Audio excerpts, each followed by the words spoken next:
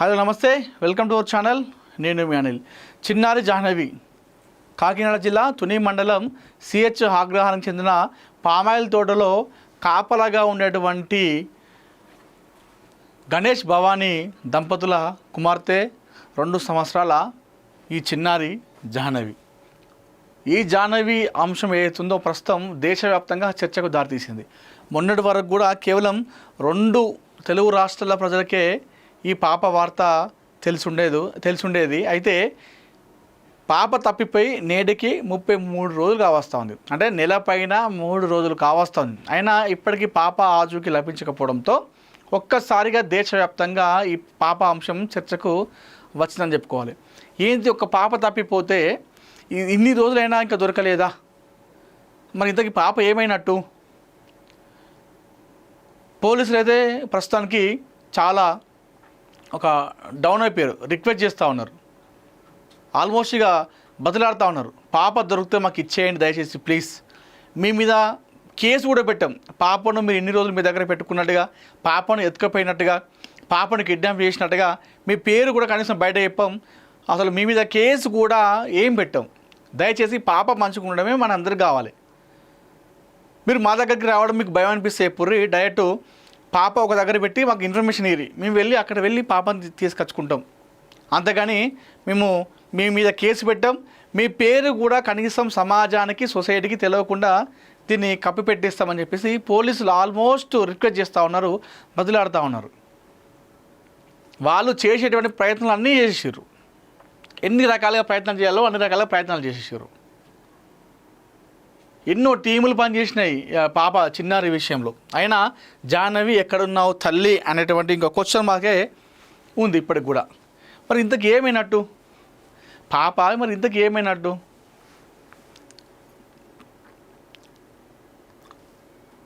కొంతమంది ఏమో తప్పిపోయిందని చెప్పేసి, కొంతమంది తప్పిపోతే పాప ఆ 2 సంవత్సరాల పాపకు కనీసం 1 కిలోమీటర్ కంటే ఎక్కువ పరిగెత్తలేదు.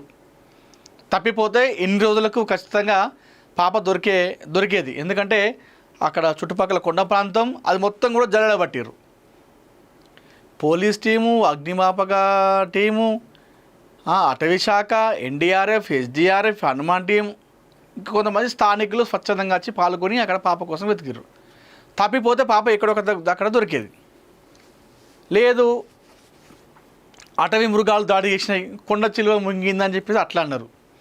అట్లా చేసినా కనీసం ఆనవాళ్ళు కూడా దొరికేది. అట్లాంటి ఆనవాళ్ళు కూడా ఏం దొరకలేదు. మరి అది కూడా కాదని చెప్పారు పోలీసులు. అది కూడా ఏమన్నారంటే ఇక్కడ అటవీ మృగాలు అంటే ఒక మనిషి పైన దాడి చేసేటువంటి జంతువులు ఈ పరిసర ప్రాంతాల్లో ఏవి లేవని చెప్పేసి పోలీసులే అధికారికంగా స్టేట్మెంట్ ఇచ్చేసారు. అది కూడా కాదు. సో చూద్దాం. ఇప్పుడు నువ్వు పోలీసు వాళ్ళు చెప్పిన దాని ప్రకారం కూడా ఒకసారి చూస్తే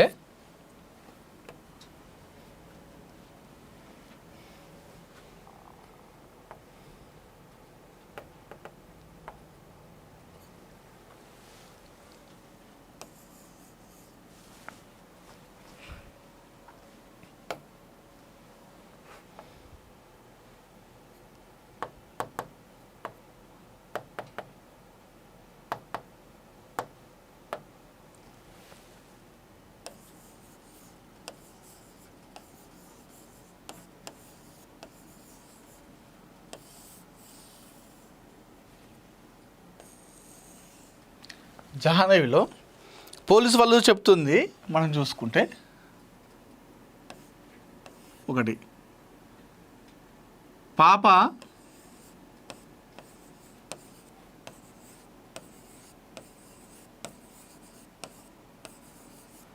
తప్పిపోలేదు అని చెప్పేసి అన్నారు. పాప మిస్ కాలేదు, తప్పిపోలేదు. 2 చూసుకుంటే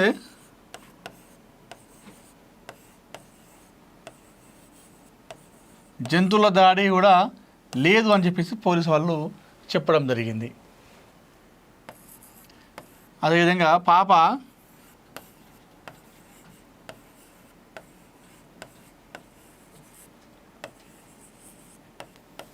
పామాయిల్ తోట ప్రాంతంలో లేదు. అదే రకంగా పాప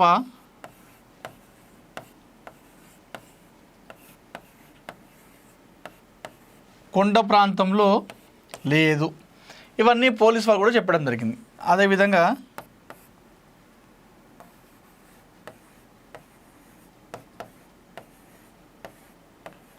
బంధువుల హస్తం కూడా ఉంటే తెలిసేది ఇప్పటివరకు. ఖచ్చితంగా బంధువుల హస్తం ఉంటే ఇప్పటివరకు ఎంతోమందిని విచారణ జరిపించారు. లేదు.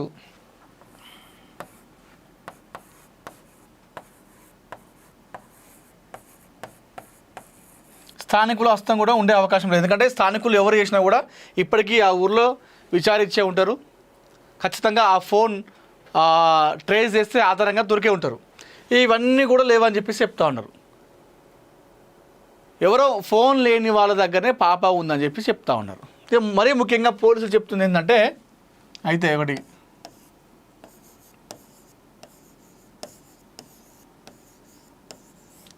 కిడ్నాప్ అయ్యన్నా అయి ఉండాలి, ఎవరైనా కిడ్నాప్ చేసి అని ఉండాలి పాపని అని చెప్పి చెప్తా ఉన్నారు. ఈ రెండో దాంట్లో ఏముందంటే ఇప్పుడు కిడ్నాప్ అయితే ఇంకొకటి ఫోన్ లేని వాళ్ళ దగ్గర. ఇంకోటి చూసుకుంటే సంచార జాతులు అనుకోండి, పరాధన్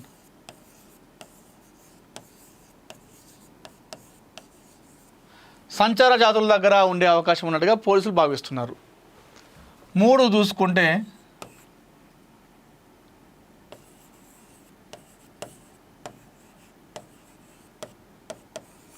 భిక్షాటన చేసే వాళ్ళ దగ్గర అయినా పాప ఉండాలి అని చెప్పేసి వ్యక్తం అనుకుంటా ఉన్నారు. ఒకటి కిడ్నాప్ అని చెప్పేసి అనుకుంటా ఉన్నారు. అంటే మామూలుగా ఎవరో ఒకరు వేరే వాళ్ళు ఇక్కడ బంధువులు స్థానికులు కాకుండా ఎవరో హస్తం ఉండాలని చెప్పేసి చెప్తా ఉన్నారు. రెండో చూసుకుంటే సంచార జాతుల వాళ్ళ దగ్గర, అంటే వాళ్ళు కిడ్నాప్ అని కాదు, పాప నడుచుకుంటూ వెళ్ళింది కాబట్టి సో వాళ్ళు చూసి వాళ్ళ దగ్గర తీసుకెళ్ళేదేమో అనేటువంటి అనుమానాన్ని వ్యక్తం చేస్తూ ఉన్నారు. దాంతోపాటుగా భిక్షాటన చేసే వాళ్ళు ఉంటారు కదా బయట, వాళ్ళు చాలామంది కూడా బయట స్కామ్ జరుగుతూ ఉన్నాయి. ఎవరైతే ఈ బిచ్చగాళ్ళు ఉంటారో ఆ భిక్షాటన చేసే వాళ్ళ దగ్గర చాలామంది చిన్న చిన్న పిల్లలు ఉంటారు. ఆ చిన్న పిల్లలు కూడా వేరే వాళ్ళని అపహరించుకొని వీళ్ళు ఎత్తుకొని భిక్షాటన చేస్తూ ఉంటారు. ఎందుకంటే వాళ్ళ డబ్బుల కోసం అలాంటి చిన్న చిన్న పిల్లలు కిడ్నాప్ చేస్తూ ఉంటారు, అక్కడక్కడ జరుగుతూ ఉంటాయి. అట్లయినా జరిగి ఉండాలని చెప్పి చెప్తా ఉన్నారు. పోలీసు వాళ్ళు చెప్పిన దాని ప్రకారం చూసుకుంటే సో ఇవే అనుమానం వ్యక్తం చేస్తూ ఉన్నారు. ఎవరో మొత్తానికైతే వాళ్ళ దగ్గర ఫోన్ అనేది లేదు. ఫోన్ లేని వాళ్ళ ఎవరైతే ఉంటారో వారి దగ్గరనే పాప ఉన్నది. ఒకవేళ ఫోన్ ఉన్నట్టయితే వాళ్ళ దగ్గర ఈ సమాచారం తెలిసేది ఎప్పుడో రకంగా ఆ ఫోన్ కాల్ ట్రాక్ ఆధారంగా మనం గుర్తించేవాళ్ళం. కానీ ఫోన్ లేని వాళ్ళ దగ్గరనే చిన్నారి జాయిన్ అయి ఉందని చెప్పేసి పోలీసులు అనుమానిస్తున్నారు. దయచేసి పోలీస్ వాళ్ళు ఏమంటున్నారంటే, పాప ఎక్కడున్నా కూడా దయచేసి తీసుకుని మాకు అప్పగించండి. వాళ్ళు రిక్వెస్ట్ చేస్తూ ఉన్నారు, విజ్ఞప్తి చేస్తూ ఉన్నారు. ఆర్డర్ కాదు, వార్నింగ్ కాదు. ఎందుకంటే 33 రోజులైనా కూడా పాప దొరకపోవడంతో వాళ్ళతో అయితే లేదు వాస్తవంగా కూడా. అంటే వాళ్ళు పని చేయలేదు అని చెప్పేసి మనం అనట్లేదు, పని చేసిర్రు, చాలా కష్టపడ్డారు, అహర్నిశలు కష్టపడ్డారు, నిద్ర లేని రాత్రులు గడిపారు. కానీ అయినా వాళ్ళకు ఇంత టెక్నాలజీలో కూడా పాప జాహ్నవి జాడ దొరకట్లేదు.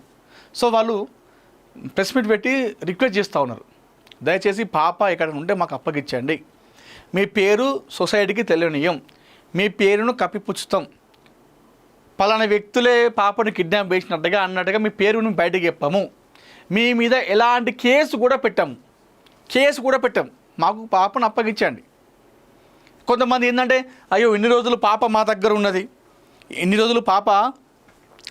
ఉన్నది, ఇప్పుడు చాలామందికి తెలిసింది కదా, మరి ఇన్ని రోజులు పాపను ఇవ్వలేం కదా, పాపలను ఇన్ని రోజులు కూడా మా దగ్గర పెట్టుకున్నాం, ఇవ్వలేకపోతే ఇప్పుడు చెప్తే మా మీద ఏమంటారో, మా మీద కేసు పెడతారో అనే భయం ఉంటే కూడా ఆ భయం పక్కన పెట్టండి. మీకు అలాంటి భయమైనా ఉంటే పాపను ఒక దగ్గర పెట్టి మాకు సమాచారం ఇవ్వండి. ఇక పాప పలానా ప్లేస్లో ఒక దగ్గర పెట్టినాం, మేము పాప అక్కడే ఉంది అని చెప్పేసి అడ్రస్ చెప్తే మేము అక్కడికి వెళ్ళి పాపను తీసుకొచ్చుకుంటాం. మీరే డైరెక్ట్ వచ్చి పాపను ఇవ్వాల్సిన అవసరం కూడా లేదు మాకు. పాప ఆచూకీ సమాచారం గురించి తెలిసిన వారికి ₹1,00,000 నగదు ఇస్తామని చెప్పేసి చెప్తా ఉన్నారు పోలీసు వాళ్ళు. పాప ఫోటోతో పోస్టులు అతక పెడతా ఉన్నారు చుట్టుపక్కల ప్రాంతాల్లో. మరి ఇంతకీ పాప ఏమైనట్టు, అసలు ఏమైనట్టు, ఎటు పోయినట్టు, సంచార జాతులు తీసుకెళ్ళరా, భిక్షాటన వాళ్ళు చేసుకపోయారా, లేకపోతే ఎవరైనా కావాల్సుకునే పాపని కిడ్నాప్ చేసిర్రా? ఎన్నో వార్తలు వచ్చినాయి తెరపైకి. పాప జాహ్నవి పాప మేడం పేరు ఇప్పుడు ఒకటి బయటకు వస్తూ ఉంది.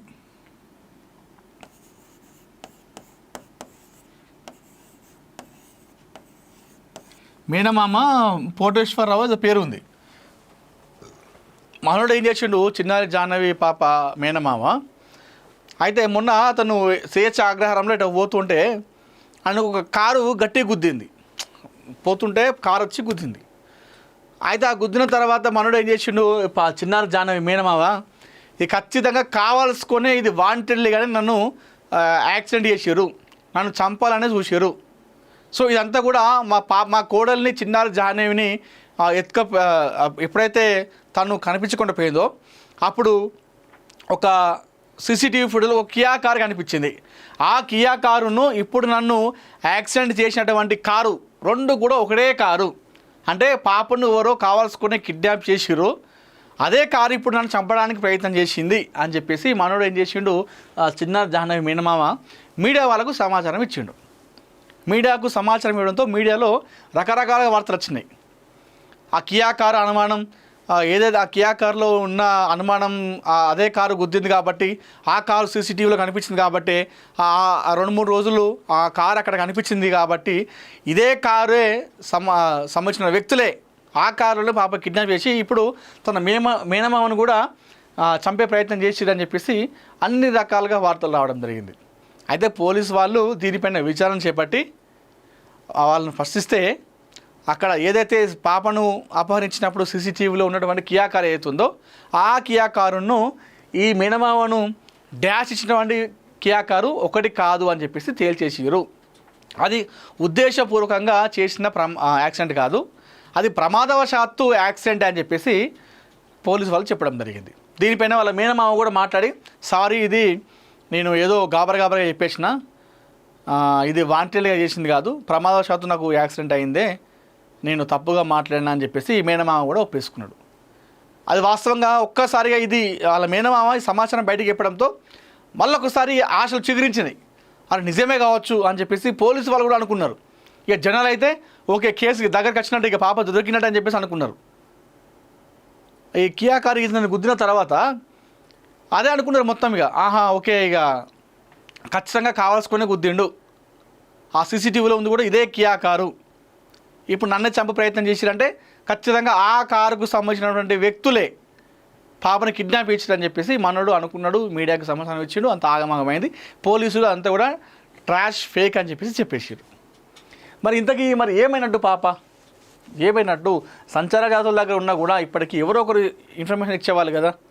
ఎవరైతే ఫోన్ లేని వాళ్ళ దగ్గర ఉన్నట్టయితే పాప ఇన్ని రోజుల పాపను ఎవరైనా చూస్తే గుర్తుపడతారు. అట్లా మైండ్లోకి ఎక్కిపోయింది పాప 2 తెలుగు రాష్ట్రాల్లో. మనం ఆ పాపను చూడగానే ఎవరైనా సరే గుర్తుపెట్టాలి. ఎప్పుడో ఒకసారి బయట తిరగకపోతురా, ఆ ఇంటి పక్కన వాళ్ళు కూడా చూస్తారు కదా ఎవరో ఒకరన్నా పాపని. మరి అట్లయినా మనకు కనిపించాలి కదా. సో మొత్తానికైతే ఆంధ్రప్రదేశ్ పోలీసులకు చిన్నారి జాహ్నవి కేసు ఒక సవాల్గా ఒక ఛాలెంజ్గా మారిందని చెప్పుకోవాలి. మరి ఇప్పుడు దీనికి ముగింపు కార్డు శుభం కార్డు ఎప్పుడు పడుతుందో కానీ పాప కోసం ఇప్పటికీ చాలామంది ఎదురు చూస్తూ ఉన్నారు క్షేమంగా రావాలని చెప్పేసి. వాళ్ళ అమ్మ నాన్న ఇద్దరు కూడా హాస్పిటల్ పాలయ్యారు. పాప మీద రంది పెట్టుకొని బెంగ పెట్టుకొని మొన్న డిశ్చార్జ్ అయ్యి వాళ్ళ అమ్మ వచ్చింది. మొన్న 4 రోజులు అయింది కదా, 6వ తారీఖున తప్పిపోయింది కదా. ఆ 6వ తారీఖు నాడు వాళ్ళ అమ్మ మస్తు ఏడ్చింది పాప ఇంటి బయట కూర్చొని.